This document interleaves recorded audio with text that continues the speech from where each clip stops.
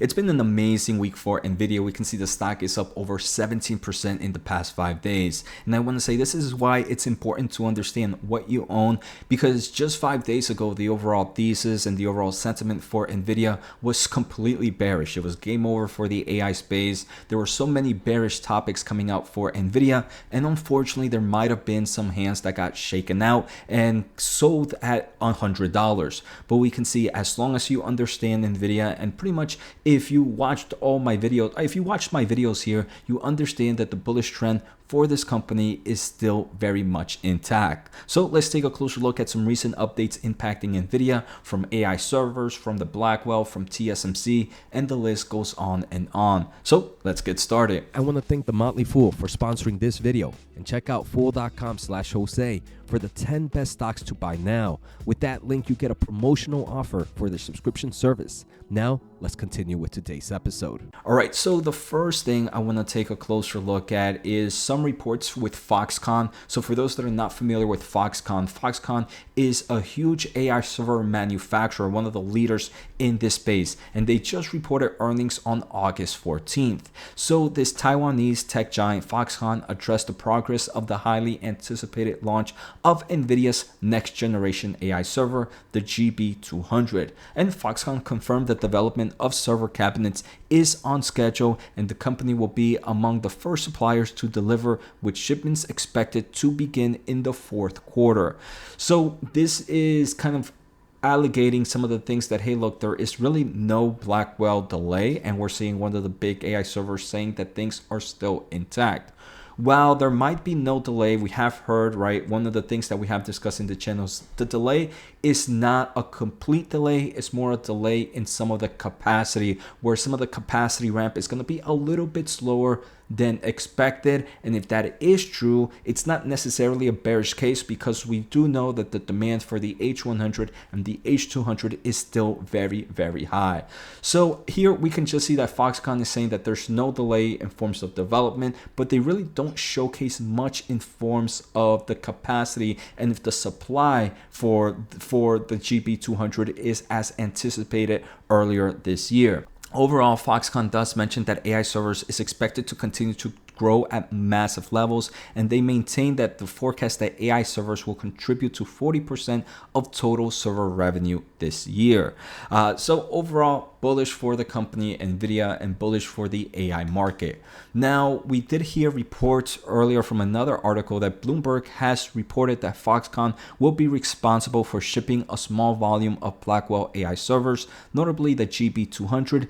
Initially, it was expected that we might see larger quantities being shipped by Q4 2024. However, with Nvidia revising the Blackwell chip, the timeline of mass shipping has now been pushed into Q1 of 2025. So pretty much what I just mentioned in the previous topic, where it's not necessarily that Blackwell is delayed. The only thing that might have been pushed back was just the capacity ramp up. And again, that's not necessarily bearish, because if it is true, we still have such a high demand for H100 and H200, and we are still shipping GB products in Q4. Now, it's good to understand what Jensen mentioned in their most recent earnings about Blackwell, right? This was less than 3 months ago. We can see that Jensen mentioned that Blackwell is in full production, and they are working to bring up their systems and cloud partners for global availability later this year. So he mentions they will be shipping, we've been in production for a little bit of time, but our production shipments will start in Q2 and ramp in Q3, and customers should have data centers stood up in Q4. And this makes perfect sense, especially with what Foxconn is saying, right? Because Foxconn, it takes some time for them to really build out these AI servers. So some people believe that because Q2 and Q3 is when shipping begins, that's when the data centers should be up. But no, Q2 and Q3 is when Nvidia sends those chips to companies like Supermicro, to Foxconn, and all those other AI servers.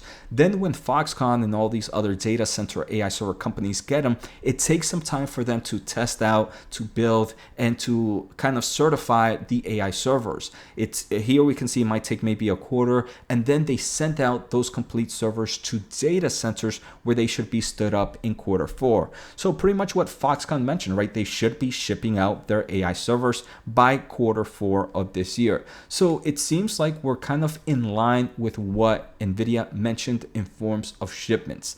Now, the thing that might get a little bit of negative press is we did see that Jensen Huang mentioned that they will see a lot of Blackwell revenue this year. Now, if production has if capacity, not production, if capacity has decreased a little bit or has been pushed up a little bit for mass shipment, maybe they will still see a nice amount of Blackwell revenue, but not as high. Again, not necessarily a bearish case as long as we continue to see that strong demand for the H100 and the H200. Before we go any further, I do want to say thank you for the support. If you want to learn more about the semiconductor market, check out moresemiinvesting.com. I have 2 great ebooks. You should see a link in this video below. The first is kind of like an encyclopedia of public semiconductor companies. The second is an insight handbook of this current quarter earnings. The great thing is both are living documents, and as more earnings come out, I am updating the books of earnings, and if you purchase now, you will get the updated version for free. So Nvidia is coming up with earnings in a couple weeks. If you purchase now, when Nvidia releases those earnings, obviously you will get the updated version.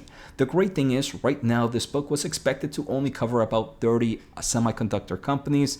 Already, without earnings being done this quarter, it has almost 40 companies right now. So great thing, if you buy both my ebooks, they're $20 off automatically. And like I mentioned, they're living documents. So if you purchase now, when I do update them, you will get the updated version for free. So thank you all for the support. All right, so next I want to take a closer look at some reports impacting the semiconductor space and Nvidia in general. So the first is there are reports that TSMC is going to manufacture SoftBank's AI chips, replacing Intel. So SoftBank, the owner of companies like ARM, is reportedly building AI chips to combat Nvidia. I'm not necessarily sure that's going to be the case, and obviously it's going to take some time, but originally they were going to go with Intel, and reports now suggest that Intel is not going to be able to meet their goal, so they're moving on to TSMC for manufacturing. And if they are building a chip, an AI chip, I do believe TSMC is the better response or the better player to go with. Now, focusing on ARM, there are reports that ARM is developing a gaming GPU in Israel to compete with Nvidia and Intel. Now, this is pretty interesting because ARM does more of like licensing of IP. All these are rumors, but what I believe is more likely the case is ARM is developing more of a licensing GPU that can be used for gaming and maybe other types of solutions like AI. Now, if that's the case, that would definitely be a nice winner for ARM, but right now they are really mainly in the CPU space. So obviously, if you are an ARM shareholder, you're gonna want this news to be right or true, because it could definitely open up a nice amount of opportunity for them. Now, as an Nvidia shareholder at the moment, this is not something that I would be worried about. Next, we do have some other news impacting TSMC and their capacity of advanced packaging solutions. And remember, the real bottleneck for Nvidia right now is not demand. They have a nice amount of demand. Unfortunately, right now it's supply. And the reason supply is constrained is because a special technique used to put chips together at advanced packaging is supply constraint.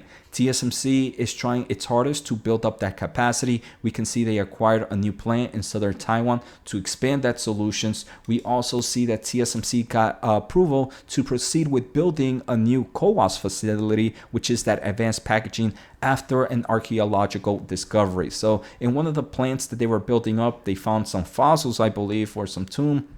And it took them some time before they were able to be approved. But overall, these two news, while it's not immediate supply improvement, in the long term, we are seeing that TSMC is increasing its advanced packaging solutions and capacity, which is going to bode well for Nvidia building more and more AI chips in the future. So that bodes really well there. The final news I have is SK Hynix, the big player in HBM memory, in HBM, which is the type of memory used in AI chip, says that its 3D RAM is half as expensive to produce, credits EUV chip making tools. This is personally why I don't enjoy investing in memory companies. This is a market that's very competitive with pricing, and if SK Hynix can make their memory at cheaper prices, they're gonna have a very strong pricing war. They have the incentive to do a nice pricing war against companies like Micron and Samsung. It also kind of credits that these memory companies are going to need to update their semiconductor equipment to EUV solutions and to other types of solutions to help reduce the cost and be able to impact this pricing market.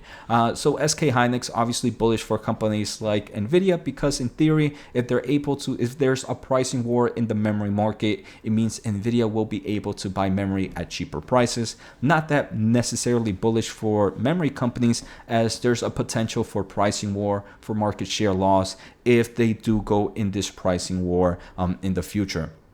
So I hope you guys enjoyed this quick update on Nvidia. Let me know what are your thoughts. Take care, have a good day, and see you all next time.